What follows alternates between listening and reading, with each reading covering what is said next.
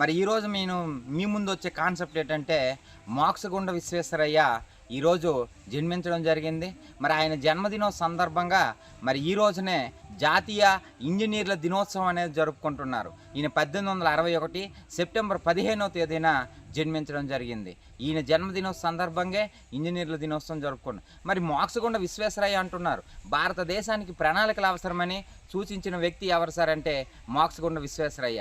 ఈ మోక్షగుండ విశ్వేశ్వరయ్య రచించిన గ్రంథమే ఏంటి సార్ అంటే the planned economy for India అనే గ్రంథాన్ని రాశాడు.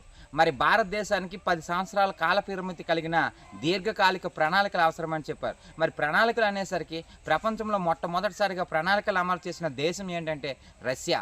రష్యాలో ప్రణాళికల్ని ఏమని పిలుస్తారు సార్ అంటే గాస్ ప్లాన్. భారతదేశం కూడా ప్రణాళికలు అవసరమని సూచించిన వ్యక్తి ఎవరు సార్ అంటే ఆ మోక్షగుండ విశ్వేశ్వరయ్య. మరి భారతదేశానికి ప్రణాళికలు అమలు చేసేందుకు 1950 మార్చి 15వ తేదీన ప్రణాళిక సంఘాన్ని ఏర్పాటు చేశారు. మరి ఆ ప్రణాళిక సంఘానికి మొట్టమొదటి అధ్యక్షుడు ఎవరు సార్ అంటే జవహర్లాల్ నెహ్రూ. ఆ ప్రణాళిక సంఘానికి మరి ఉపాధ్యక్షుడిగా తొలిసారి చేసింది ఎవరు సార్ అంటే జిఎల్ నందా.